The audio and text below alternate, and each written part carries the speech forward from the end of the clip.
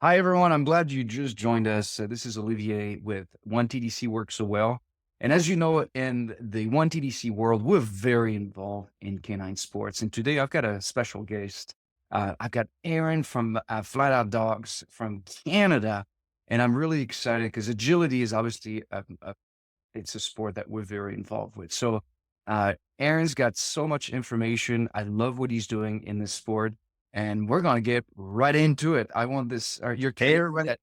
Aaron, thanks for joining. Thanks for having me.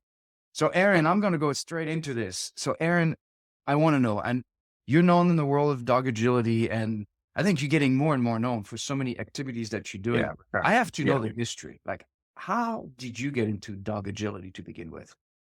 So, I'll kind of start back from where I came. I'm from Newfoundland, which is the very east coast province of Canada, which most people don't even know exists when I speak of it. But we Lovely. should because it's an amazing province.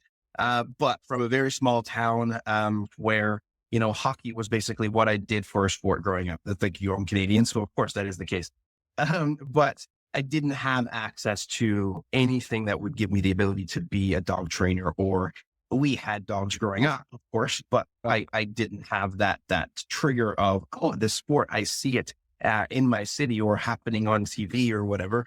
So that didn't give me the trigger. So I went through all of high school, all of my first bit of university. And then I kind of was getting hooked on regards to, well, I absolutely love dogs. So I grew up with them.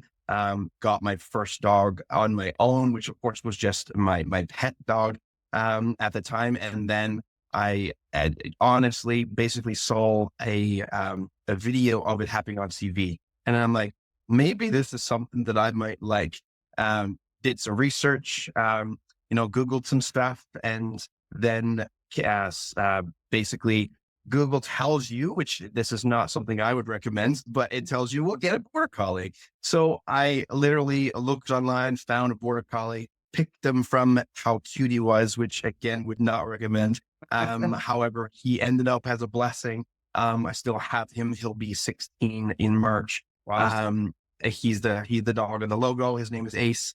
And there was one club in Newfoundland that offered dog agility classes and competitions. And I happened to live in the city that they were located.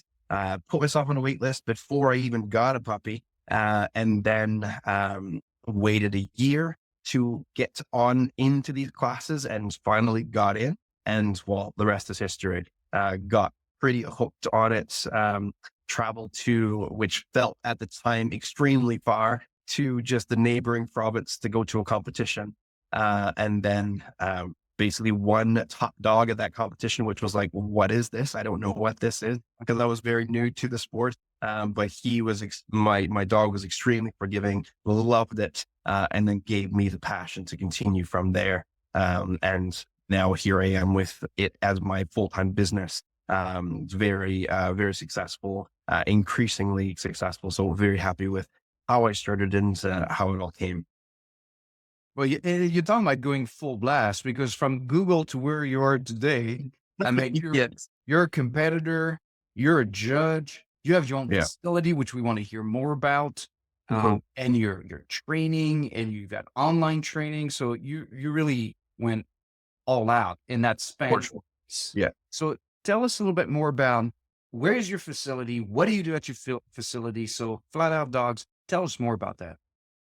Yeah. So Platter Dogs, our actual physical location is in New Brunswick. We're on the very southeast of New Brunswick in a little tiny town called Port Elgin.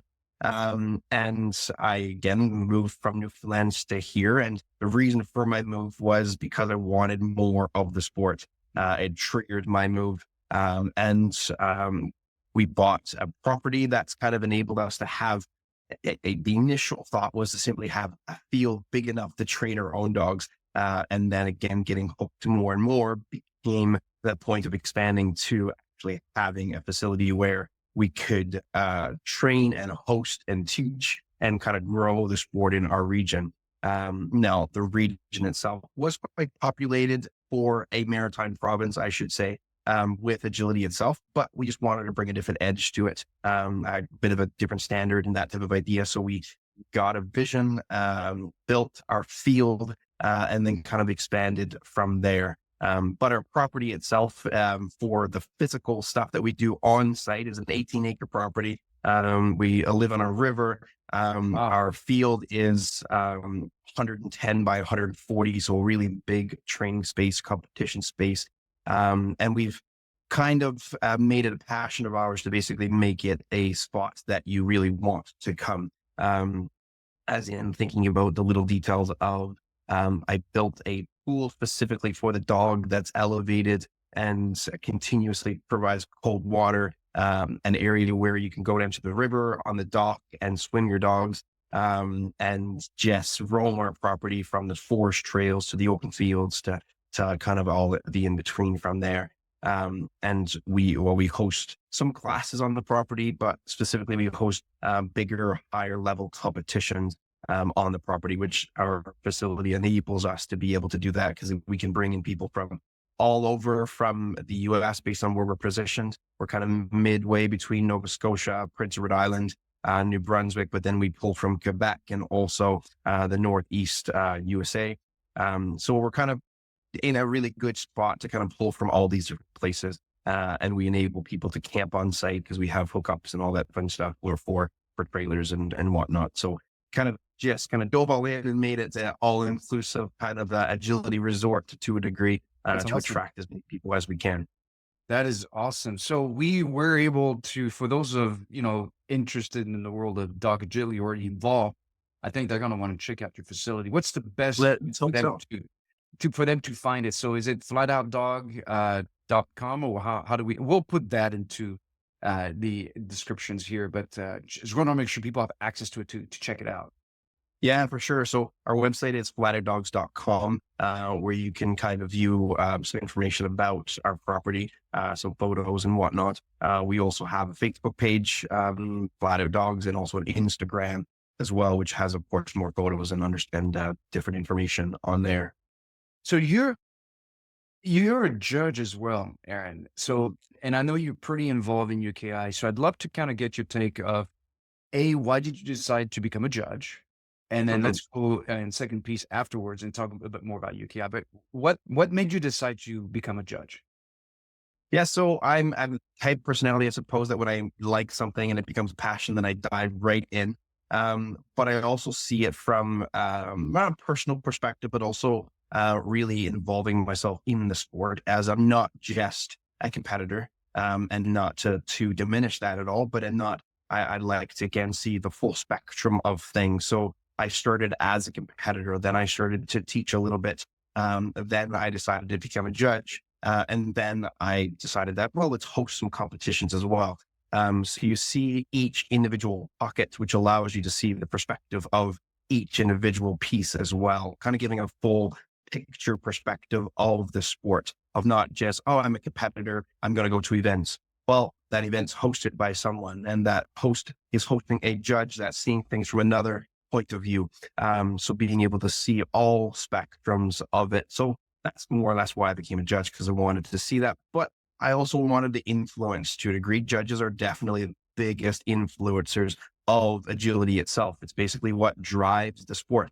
Yeah. It's what makes people feel better, or to go to a course and mess up, or go and feel good about it. And then they get inspired to do better, to go to different competitions and work with their dog and kind of see that joy. When it comes to course design itself, judges influence that as well. Because of course we think of an idea, we include it in a course. If it's like, then it kind of continues on from there. So the evolution of agility itself kind of happens from the judge's perspective, and the competitor kind of just tags along with that.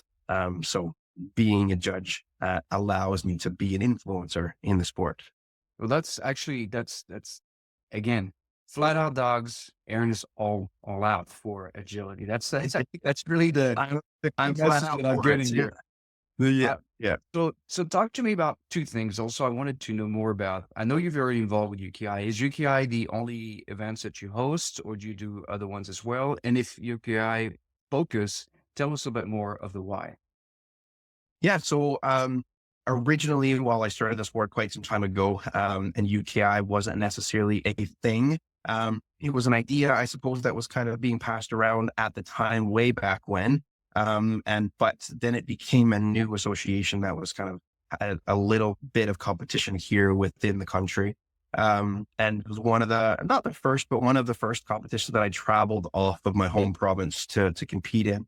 And it just provided a slightly different spin to agility itself. Now, as a competitor, I didn't start with UKI. I started with the other association within Canada, the AAC, and started with that, and to a big degree, still highly involved in that itself. But I kind of expanded out to a degree to give myself more ability to do more agility. But it in and itself was creating a culture, I suppose, that felt different than other competitions that I had went to. And each to their own in regards to what one enjoys and what triggers their passion to kind of love the sport and influence them to continue to do this with their dog. But for me, it was what inspired me to be better, to do better, to push myself. And that in itself wasn't necessarily, I think the biggest, to a degree, of misconception is that UKI provides better course design. And again, I stress the fact of a misconception of that, because I myself, I'm a UKI judge, I'm an AAC judge. And if you were to view my courses in one association over the other, it would be very difficult for you to distinguish between the two in regards to the course design itself. So what influenced me to do more UKI was not at all the course design. It was the culture, the feeling of the competition. It was the individuals, I suppose, that I'm surrounding myself with were like-minded of myself, of not necessarily more competitive. Again, another misconception of the association, but just a feeling of community, of pushing each other, of all of us together, competing against one another, but feeling like we're pushing each other to do better all at the same time. It's true, and thanks for sharing that. I think it's true that I've noticed because, as one TDC and working with a lot of different partners, we love working with UKI, and I think you know this, but we have the one TDC Invitational, which is based, with our partners at UKI. One things we have noticed is a few things, and I think to echo what you're saying, they have a remarkable team in North America, really a tight group that really works really well, puts on incredible events. So we really do love working with the team. Greg and Laura have done a really good job putting, I think, a really powerful team in North America. We do see, no, I can appreciate what you say on the courses. You carry who you are wherever you're judging and designing courses. I have noticed that UKI is really helping competitors really kind of get to the next level. So from a North American standpoint, I think giving them a greater chance to be performing even better when they go to Europe and compete. And Absolutely. The North American team, thinking of Canada and the USA team, and as you know, we're a proud sponsor of the WAO, but I have noticed that over the years, Canada and US is reckoned with now. It's a force that you can't ignore. And I think the increase of competitiveness and quality has been really a lot better, which kind of leads me to my next question for you, Aaron. Since you've been in the sports for a few years now, what have you seen evolve and where do you think it's going to next, specifically in the world of dog agility? So I think in regards to the evolution of the sport, now we can go back to course design and all that idea of literally, if I look at courses from 2 years ago that I designed or didn't design, I'm thinking, what was I thinking? Just in a very short period of time, our thought process, our competitiveness, our understanding of simply dogs and dog sports is evolving, which is then influencing course design itself. But I think the biggest thing is, if we were to look at again from more years ago, but again, ideally this would be saying that it was 20, 25 years ago, but unfortunately it was not. Looking at things from 7 or 8, 10 years ago of the course design, but also the perspective of thinking about dog safety. And I think right now we have a greater appreciation and a greater understanding of what it is to keep our dogs safe. And in addition to that, sound. and keeping them strong and injury free. From the perspective of what we give our dogs from nutrition standpoints to what we allow them to run on when it comes to surface or challenges or entries to contacts or tunnels, et cetera, et cetera. So that perspective is basically what has evolved the greatest. Because again, back to course design, there are some challenges that was happening, 5, 7 years ago that are kind of starting to come back a little bit. So course design certainly evolves, but trends kind of come back as well. But when it comes to dog safety and our understanding and appreciation of that, that'll never go away. And it'll only get better and better as we all get smarter and more in tune with what it is that we are asking our dogs to do, and the expectations of that. And that makes sense because there's an elite performance, but to treat it's like athletes, human athletes 100%. Yeah. are so well taken care of as we know. And I think you're right. Mhm. Seeing more of that. Obviously, with one TDC, we hope to be a little sliver of a facet for the health of for the dogs, for sure. Actually, that kind of leads me because you yourself, I mean, we sponsor some of your dogs, and you actually make one TDC available in your facility. But I think Mhm. it's there's a lot of people in dog agility know and use one TDC, and we have very loyal customers. I think what's interesting is your background with the product based on your education and your work history from a healthcare Mhm. standpoint. Can you tell us a little bit more about, your honest thought about why one TDC is important and how did you get to evaluate the product? Yeah. So I suppose I've heard of it the same way anybody have heard about it was through social media and through friends and whatnot who use the product and of course go into these events that One TDC so greatly sponsors. And seeing the product and saying, hey, well, let's look at the information provided. I'm not the type to get sucked into something just because it's now popular. I want to see actual information provided to me that gives me, confirmation that what I'm giving my dogs is actually going to benefit them and benefit them in a big way.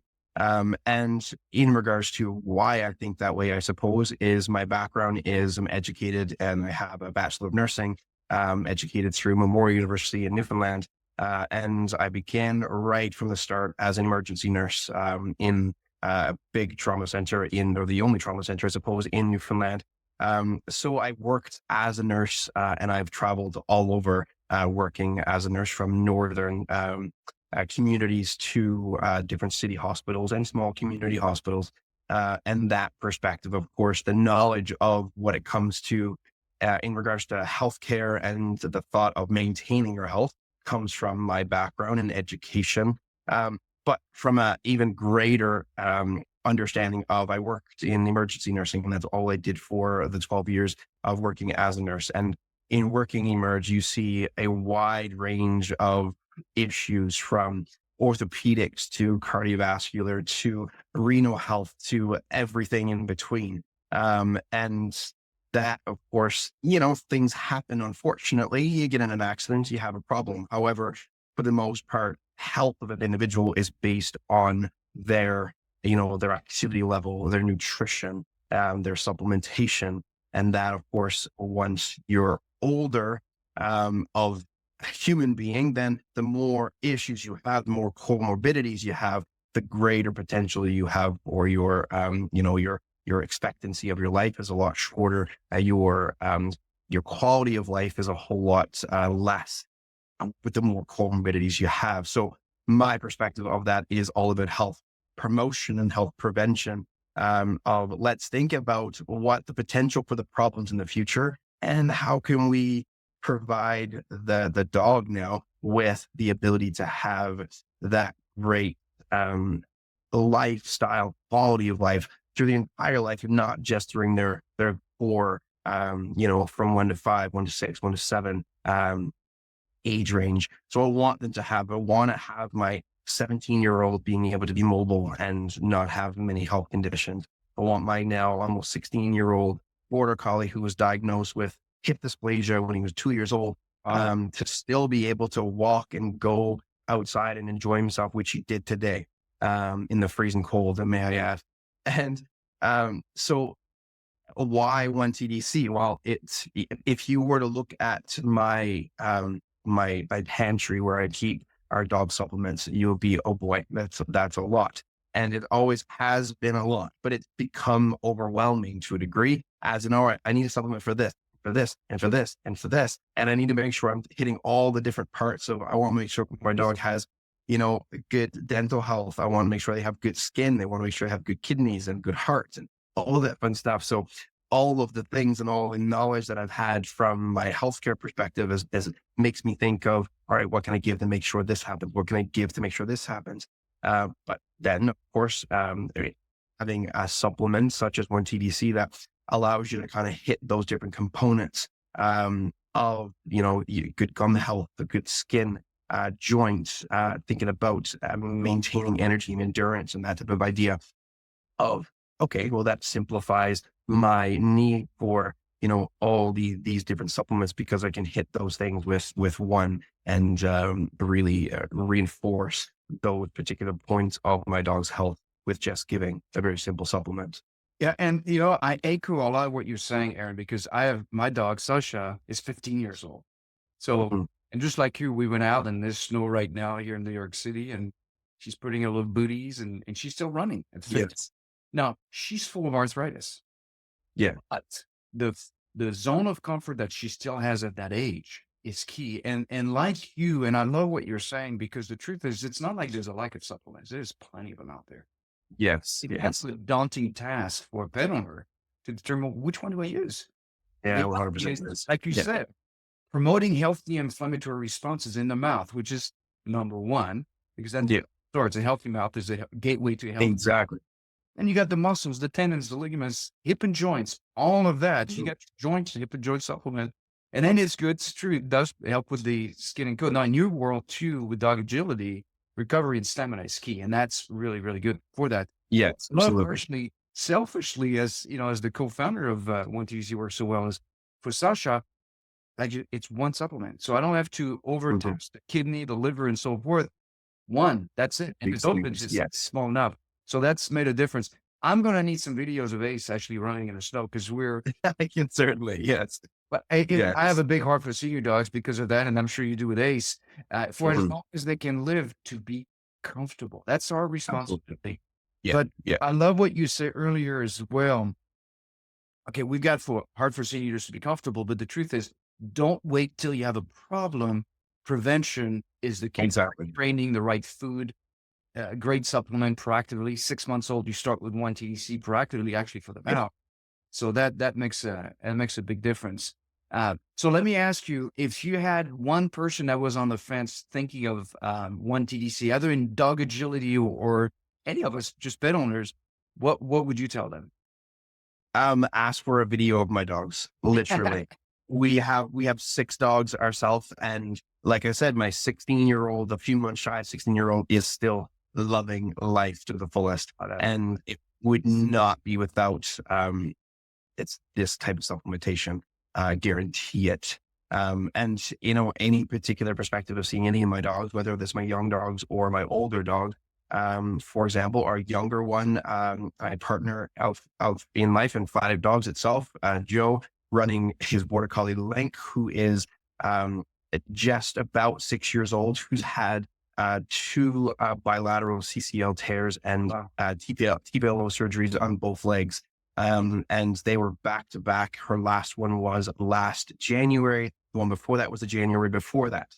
And this coming back from this second TPL surgery, she's the strongest she's ever been. Wow. To the point that she's performing at a much higher level right now. And I would bank that on the good supplementation that she's been on, and of course, good rehab and good care. And that's the idea. But the supplementation goes a long, long ways. And her going through this massive double injury in a very short period of time, and now coming back and winning gold at the U.S. Open this past November, and doing extremely, extremely well despite all of those things, but coming back super strong. So if you're on the fence, literally ask for a video of my dogs or see them run through our social media post, and you'll see, all right, well, why is this dog the way they are in regards to their mobility and strength and all the things. That's and it would be the supplementation for sure. that's a great testimonial. We're gonna have to catch some of those videos and share those Yes, for as sure. well, Aaron, from your social media. And I think you know this, Dr. Taraka, who's a rehab expert in canine sports. She actually uses. You're talking about CCL tear, ACL turn. Mhm. She's really good about using one TDC topically, actually directly Okay. on the knee. Wow. So Really? Okay. what she doesn't teach, actually other rehab veterinarians is to do photomodulation, so like a laser therapy. And then after the laser therapy, put on the one TDC topic. Okay. So the pet owner or the canine sports person, if they don't have, although a few canine sports folks actually have their own lasers, but always do that as a protocol right after. It prolongs the benefit of the laser therapy. But Wow. That's very interesting. yeah, very useful. I've used that with Sasha because she's had the same problem many years ago. Okay. But I don't want to end this interview without knowing what's next for you. So tell us a little bit more about what can our audience take advantage of on your website. And I want to know what's next for you from a judging, from a competition. What's up for 2025 for Aaron? So all the above, basically. The 2025 is an extremely busy year. I'll start with my judging. I am judging the World Agility Open in the Netherlands in this coming May. So that's the one very exciting thing. I'm very excited for that. As a competitor, we're actually headed to Florida this coming in a couple of weeks from now to go hit some big competitions there. The UKI Florida Cup being one of them, and a couple other UKI competitions as well. And from a coaching perspective, which is of course my biggest passion when it comes to agility, is building my online platform. I offer one-on-one coaching through an online platform because of course we're all very isolated in the world and we want to reach someone that can help us to get to our fullest potential. So that is my desire, I suppose, with being a coach, is to make people better than myself. And I have a big passion when it comes to coaching. So I offer one-on-one online coaching where I'm your dedicated coach in everything encompassing agility to get you to where your goals want to be. But in addition to that, offer a wide range of online courses from any particular skill set that you're looking for. But in addition to that, we have new online courses coming up very soon, from a course design online course, from a mental prep online course, and a whole lot more skill online courses coming up. So 2025 is going to be a big year. And that'll all, of course, be released through our social media and through our website, flateddogs.com. Well, I got to tell you, Aaron, first, it's a pleasure to know you and to see the passion that you have. And you're all out, and it's a real privilege. Just thank you for taking the time with us today. Thank you so much for having me. Take care. You too.